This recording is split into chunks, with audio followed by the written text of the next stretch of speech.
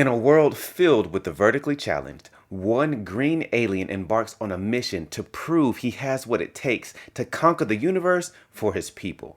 Strap in, sing the doom song, and prepare to destroy all humans as we take a dive into the strange world of Invader Zim.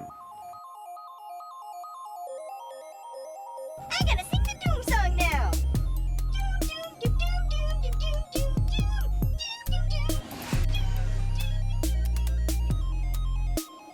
What up, fam? Welcome to Toon Lore Done Right, a podcast where I take a moment to give you a quick history of a film, TV show character, or concept in animation. You can call me Dave, and I'm kind of a student of all things animation. You can find me on Instagram and on Twitter at ToonLoreDR and on Facebook at facebook.com/ToonLore. As always, I want to thank everyone who has been listening to and sharing the podcast. Pretty soon, I'll start reading all of the 5-star reviews that I get on Apple Podcasts. However, before I get started, there are a few things that I wanted to address. In my last episode, I praised you guys for helping the show receive more than 700 total downloads. Since then, you guys have been hard at work sharing the podcast, because not only did we pass 800, we soared past 900. We cracked 1,000, and ultimately, we landed past 1,100 total downloads for the show. Now, I know I say this every time, but I'm always shocked that you guys are so dedicated to my labor of love.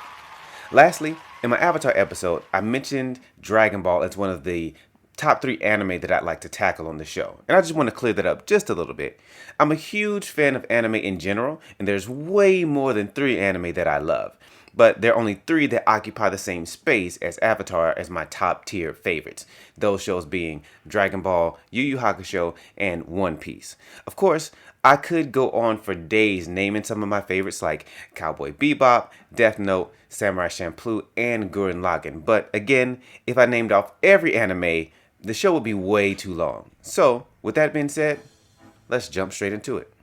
Invader Zim is an American animated science fiction dark comedy TV series created by comic book writer and cartoonist Johann Vasquez for Nickelodeon. The series centers around an incompetent extraterrestrial named Zim from the planet Earth. His mission is to conquer Earth and enslave the human race along with his malfunctioning robot servant, Gur. He is antagonized by the human child Dib, a young paranormal investigator who is determined to stop Zim from succeeding at every turn. The show, running from March 2001 to December 2002, ran for 2 seasons and 27 episodes. After the first season was picked up for season 2, it was then canceled abruptly, leaving most of season 2's episodes unfinished. Episode 7 aired on the network, while episodes 1 through 6 became available on DVD in 2004. Even though the show itself was short-lived, it gained a cult following. So much so that the show's fans created Invader Con in celebration for the show's 10-year anniversary. Even further, the fans' love for the series helped to bring a movie to Netflix in 2019 called Invader Zim: Enter the Florpus. The original run of Invader Zim was produced by Nickelodeon Animation Studios, with Nick Digital providing the CGI animation services and Sunwoo Entertainment providing the 2D animation services. Sunwoo Entertainment began in the mid-70s by producing animation mainly for Disney afternoon TV series such as Chip 'n Dale Rescue Rangers and Darkwing Duck. Then soon expanded by providing animation services for Nickelodeon shows like Rocko's Modern Life and of course Invader Zim. Now, Invader Zim was one of the first TV series to incorporate 2D and 3D animation. I believe that Futurama was the only other TV series at the time that used 3D animation in the same way. Now, the feature film on Netflix, Into the Florpus, used a Korean animation studio called Maven, and they are most known for working on a number of DC animated properties. As for the writers, Eric Trueheart started his work in live action, but for animation has worked on things like Invader Zim, Into the Florpus, Sonic Boom, Yin Yang Yo, and Turbo Fast on Netflix. As a fun little fact, he's gone on record stating that he started writing for animation because he lost a bet.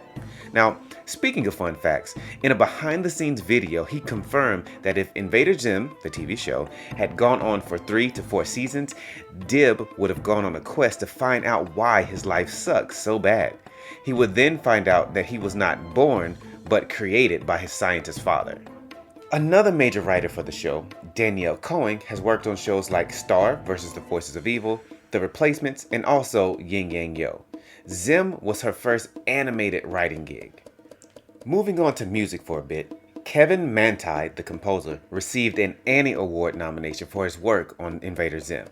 For those who don't know, the Annie Awards are like the Academy Awards for animation. In total, Invader Zim has received 7 separate Annie Award nominations, which is, oddly enough, the same number of nominations as Avatar: The Last Airbender.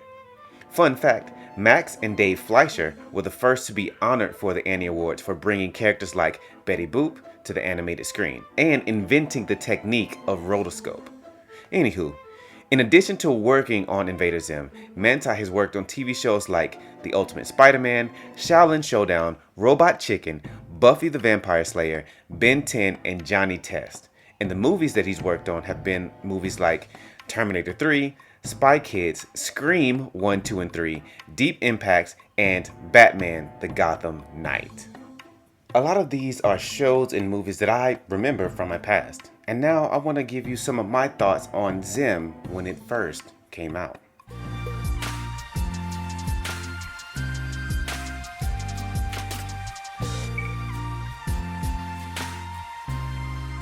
I remember when the show came out in the early 2000s, and it was different than the shows that I was used to at the time.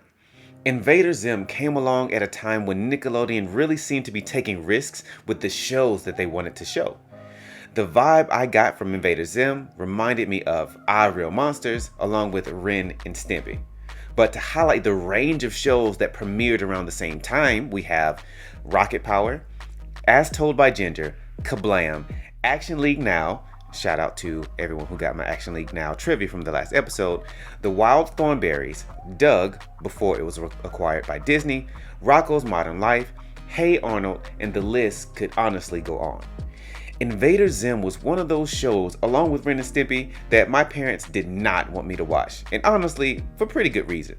It was grotesque, kind of ratchet, it was loud, but I couldn't stop myself from watching it. In contrast, shows that aired on Cartoon Network during the same time period were Time Squad, Sheep in the Big City, and Samurai Jack, which is also one of my all-time favorites.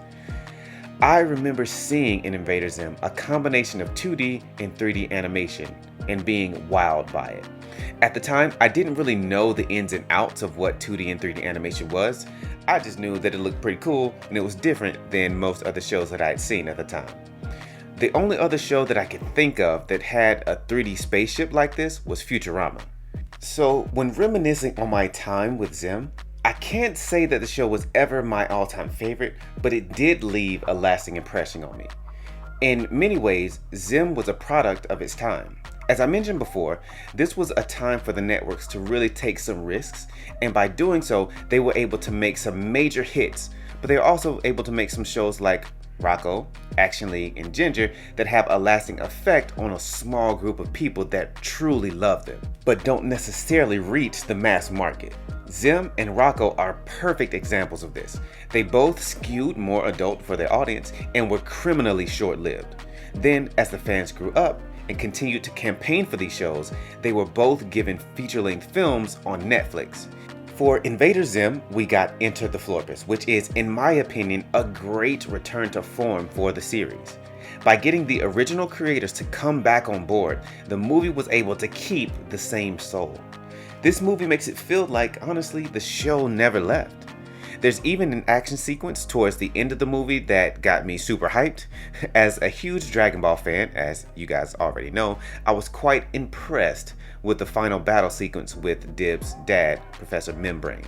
Now, with that in mind, Invader Zim is rated 7+ on Netflix, but like I mentioned before, it does skew to a more adult audience. So, with the grotesque nature of the show, I will be hesitant to let my kid watch it, even though the movie and the characters are honestly great.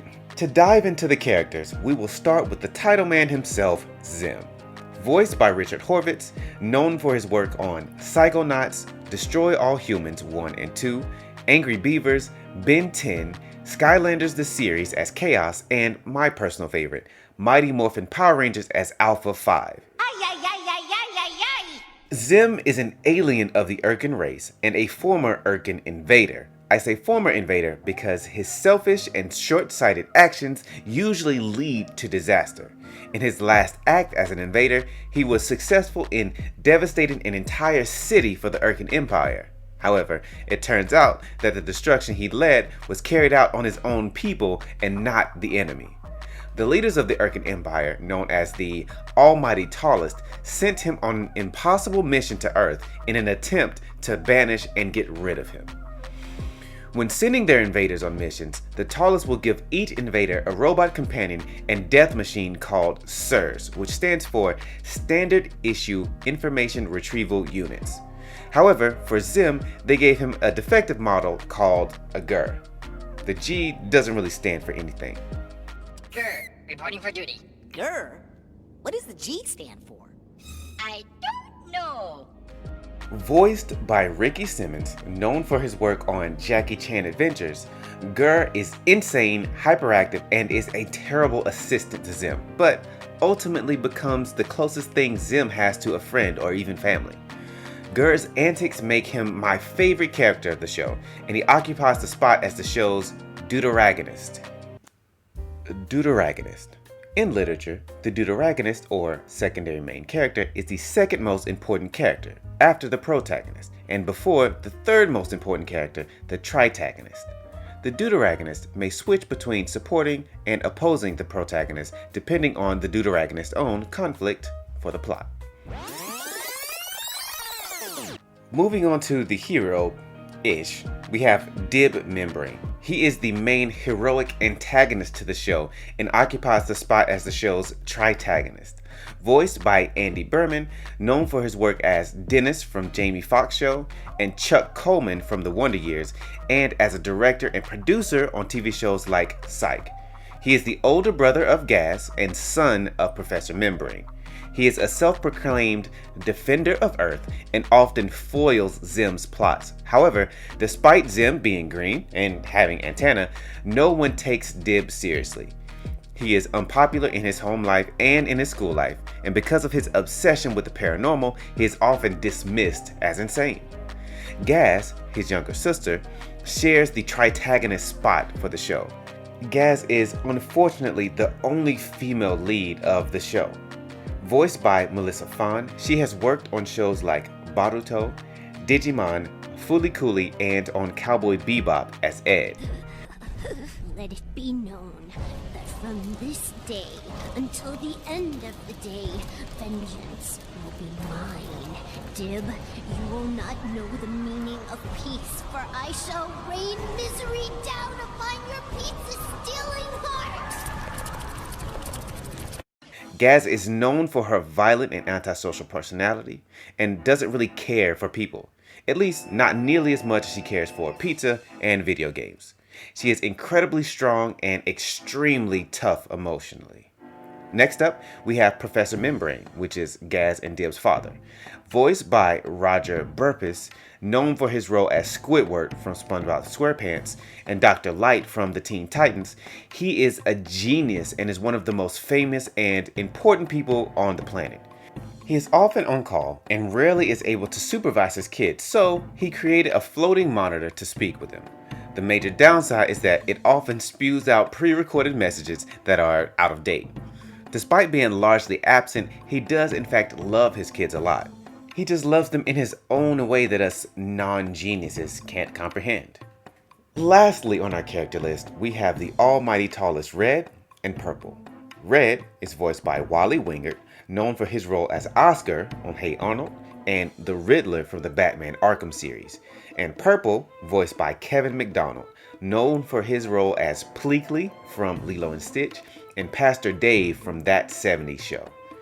The Almighty Tallest are the leaders of the Urkin Empire and are the ones that sent Zim on his hopeless mission to Earth.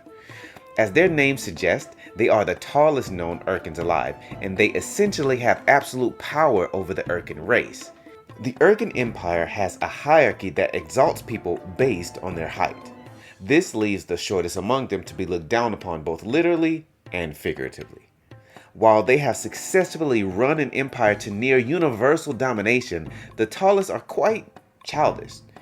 There was even a point where they threatened the lives of their entire race because they like to move their spaceships in a straight line. So instead of moving around an obstacle, they put everyone's lives in danger.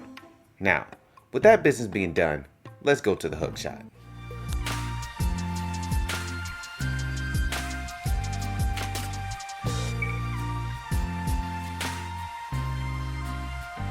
Now we've come to the portion of the show that I like to call the hook shot. This is where I watch the first 3 to 5 episodes of the show at hand, and if I'm hooked, then I'll let you know if you should give it a shot. Think of it as a mini review. There are some shows or movies that take long breaks in between releases, but are able to return just as good as they were before. A show like All That is a great example. Then there are some shows or movies that take long breaks that make you wish that a sequel was never made. I'm looking at you, Dumb and Dumber. However, the Invader Zim movie really finds a way to capture some of that same magic the show had, and I thoroughly enjoyed it. It's definitely not a movie for a new fan of Zim, but as a person who remembered the show fondly, but hasn't really gone back to watch it faithfully in its 18-year absence, I had a good time with it. As an adult, I can definitely appreciate the humor a bit more. I did think it was funny back in the day, but there was so much more depth than I remember. So do I recommend it? Well, it's kind of like I said earlier. The show is good and holds a special place in my heart, but I really think that it's for a niche audience. Without the nostalgia, I'm not sure if I would watch it cold turkey myself. So I'd say this. Watch the first 2 episodes of the show. You can actually find it pretty easily on YouTube. And if you don't like it from the first few episodes, then it's probably not for you. But if you were a fan of All Real Monsters or even Courage the Cowardly Dog, then you will find something that you enjoy about Invader Zim.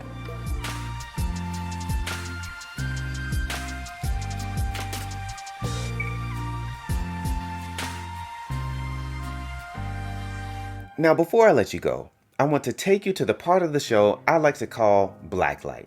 Here, I scour the farthest and darkest corners of the internet to showcase a piece of work or artist that has piqued my interest. Today, I would like to highlight Evan Burst of the Cartoon Block. So, I found out about Evan a few years ago because of his awesome How to Draw series on YouTube.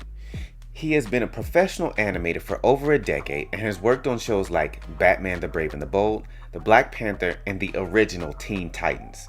On his YouTube channel, The Cartoon Block, he will show you how to draw characters like Black Panther, Kylo Ren, the Joker, and sometimes he has more focused tutorials on topics like how to draw superhero arms. He also has what he calls the Cartoon Block Academy, where he will give you a deeper dive into some of his lessons. His lessons will allow you to, quote, level up as an artist. His Kickstarter in 2014 was actually the first crowdfunding project that I ever supported. It was the Cartoon Block Sketches Volume 1, and it had some awesome original and fan art from shows like Legend of Korra and Soul Eater. So, if you want to see some cool art, and if you want to upgrade your drawing skills, you can find Evan Burst on YouTube at The Cartoon Block.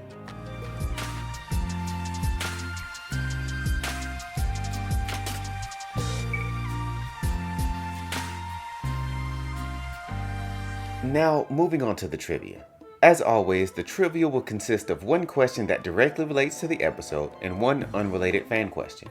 Remember, you can submit fan questions to me by emailing me at toonlorddr@gmail.com. So, here goes. For our show question, how many years was it between the start of Invader Zim and the release of the movie Enter the Florpus? Was it A, 18 years, B, 15 years, C, 13 years, or D, 10 years? I'll say it again. How many years was it between the start of Invader Zim and the release of the movie Enter the Florpus? Was it A, 18 years, B, 15 years, C, 13 years, or D, 10 years? For the fan question, in Rocko's Modern Life, what is the name of Rocko's favorite TV show? Was it A, The Big Heads, B, The Fat Heads, C, The Frog Heads, or D, The Bedheads? And I'll say it again. In Rocko's Modern Life, what is the name of Rocko's favorite TV show? Was it A, the big heads, B, the fat heads, C, the frog heads, or D, the bed heads?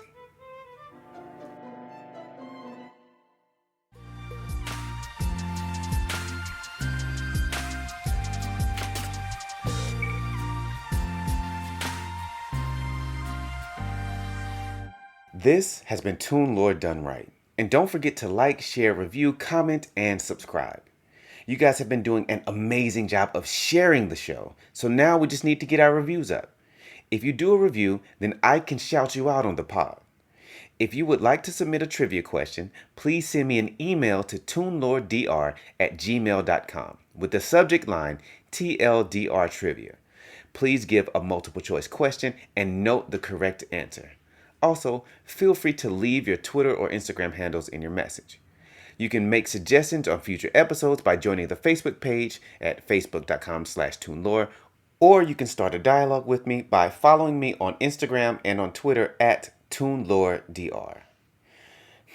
Now, before we go, I want to address one last thing. COVID-19 has affected me and my family in a big way. For those who have listened to my We Don't All Black the Same episode, you will know that I currently live in Hong Kong, and I absolutely love it here. As a black man with two beautiful black kids, living in Asia has granted us a freedom that I didn't know I could have. Well, because of COVID-19, that will be changing soon. Many businesses could not sustain the stress of COVID-19, and my place of employment was one of those businesses. With the Hong Kong branch closed, I have to relocate back to America in the next few weeks. So, what does that mean for you guys?